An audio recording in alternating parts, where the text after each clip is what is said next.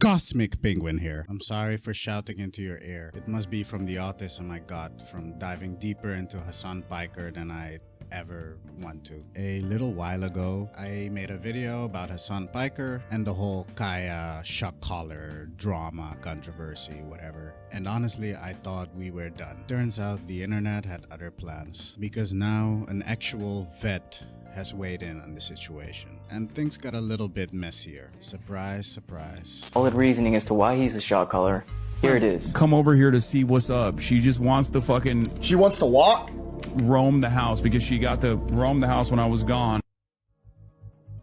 Yeah, so he didn't want a large breed dog getting up or moving around after it had been in the same spot for about 4 hours, assuming because she makes a pretty backdrop. My thoughts are is that it doesn't matter whether or not it was shock or vibration mode. This negative reinforcement or punishment causes enough stress and duress for the patient to yelp out loud and go back to its bed out of fear and submission, even if no physical damage was done.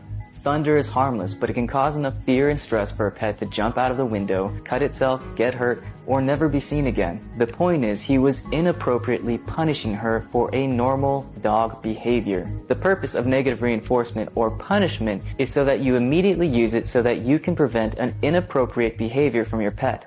Kaya had been laying down for several hours, and anybody would know after laying down for that long, blood supply decreases to that area of your body, joints tend to hurt more, so she needs to get up and move around, let alone just have some behavioral enrichment. So yes, this is animal abuse because Kaya was being punished only for moving around and her needs are being neglected. Today we're doing some investigating on political hot takes, controversy, and online meltdowns, otherwise known as Tuesday on Reddit. We're talking about Hasan Piker. Again, Twitch streamer, political commentator, and man who somehow turned arguing with chat into a full-time job. So after I posted this video a few days ago, you guys left me these comments. I don't care about his political views. If he was a conservative, I would still be disgusted for how he treats his dog. It's not just him shucking his dog for doing nothing. It's that he thinks it's okay that a dog that size and age should be sitting on a small hard surface for hours without moving. Then he calls her a baby after shocking her for wanting to stretch her legs. He is just a bad person in general. Now, this reply I resonate the most with, I would say, on the dot, on the spot. Like, I really don't care about his political views, but I'm still gonna dive into it because it's kind of fun. I keep seeing comments of people saying they don't know his politics, so I'll tell you. He is like one of the most well-known far-left extremists. A legit socialist, even though he lives a crazy capitalist lifestyle.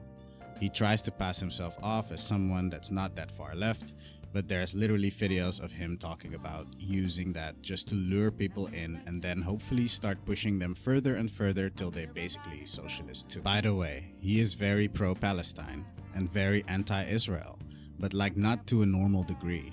He isn't like most people who have some political views on it. He is an extremist. He openly supports terrorism to the point that he had a Houthi terrorist on stream telling the terrorist that he loved him, laughing with him about taking hostages, and overall fangirling over bombing and killing sailors. The dude is a fucking nutjob. If you don't know, the Houthis are the ones who have been slaughtering and bombing sailors going through the Red Sea. And last, I'm so tired of people making excuses for him because he's attractive. Just because someone is conventionally attractive doesn't inherently mean they're a good person or vice versa. Someone's looks doesn't affect their wrongdoings. I mean, very true. Unfortunately, this drove me to do more research on this man. Now, fair and square, Hasan is a fascinating character. He is basically the equivalent of a socialist getting DLC money while still preaching about wealth inequality. And it seems that the internet doesn't know whether to call him a hypocrite or a hero. So naturally, they just do both.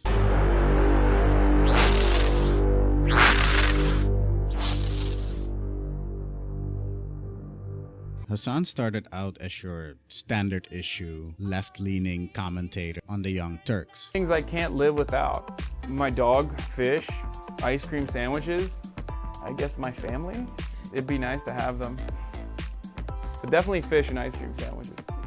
He then migrated to Twitch, where he discovered the sacred art of yelling at chat while scrolling on Twitter. But look, here's where things got spicy. Hasan's political stance can be summarized as, I hate capitalism, but I also really love living comfortably inside of it. Honestly, call it character development. A monk who's found enlightenment in the backseat of a fucking Tesla. A lot of people online, mostly Reddit and X, like to say Hasan's gone too extreme politically. He is advocating for workers' rights, universal healthcare, and taxing billionaires. But if you actually listen to him, it's less extreme and more like a college freshman with Wi-Fi and way too many opinions. On one hand, he's worshipped on his official subreddit, where every clip of him saying bro gets analyzed like it's the fucking Dead Sea Scrolls. On the other, he's roasted in livestream fails Reddit harder than my stinky grippers on a hot summer day. So like the typical Reddit comments look like this. How can he call himself a socialist when he owns a $3 million home? Bro, if he was a real socialist, he'd be living in a cave and trade potatoes.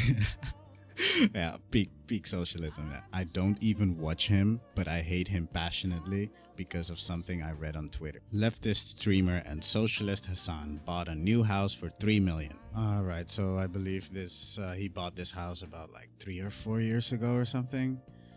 Anyways, let's dive into this. I honestly don't care if he owns a $3 million house or a $10 billion mansion. And honestly, let's be real, I don't think anyone else does either. What really matters is how he presents himself and the ideas that he stands for. Sure, who wouldn't want a $3 million house? If someone were to hand me the keys, I'm sure I'd be taking it. I know it's overused, but with great power comes great responsibility. What I mean by that is, no matter how much money you have, it doesn't define your character.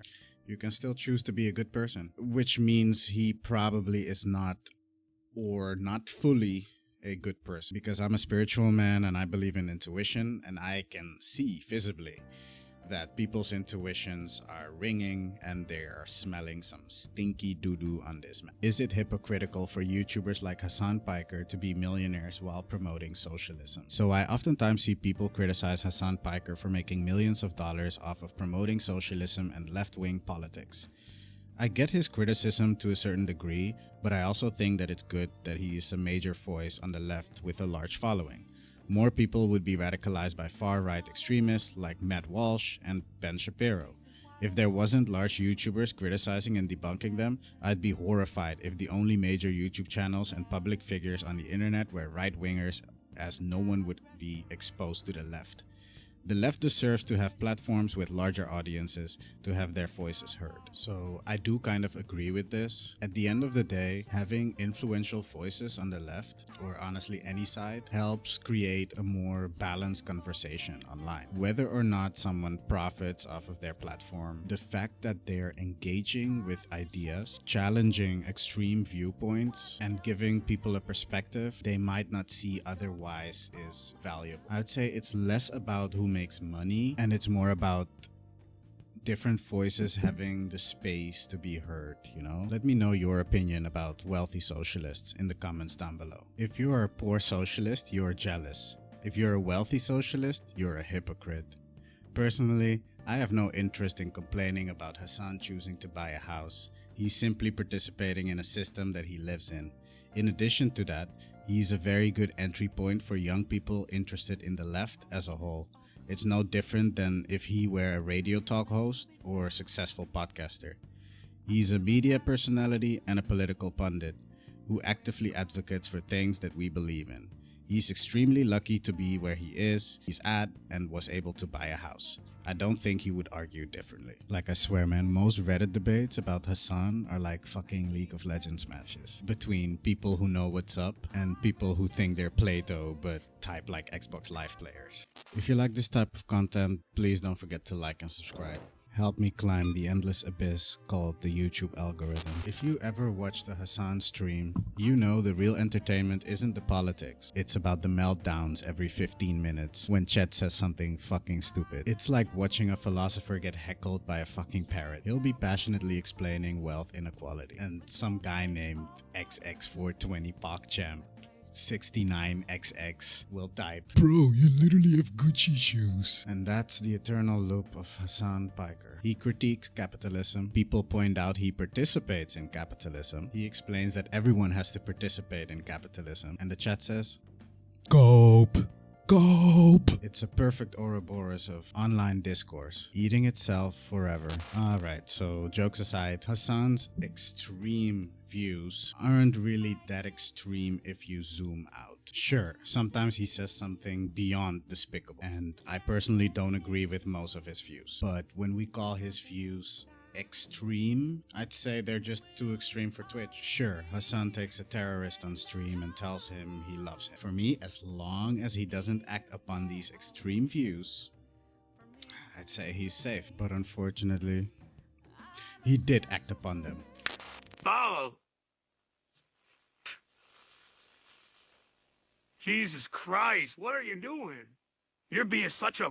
So he's cooked. What really makes Hasan polarizing isn't his ideas, it's that he's confident about them. And as we all know, on the internet, confidence is the deadliest sin. If you speak with any form of conviction, Reddit will instantly assume you're either a cult leader or a bloody NFT salesman. So to wrap it up, at the end of the day, Hasan Piker is just another internet philosopher trying to make sense of the world where fucking billionaires own spaceships and we cannot afford fucking rent. You really don't have to agree with him. Hell, half of the time, he doesn't even agree with himself midstream. But at least he's talking about something more meaningful than top 10 Fortnite skins that could beat Goku.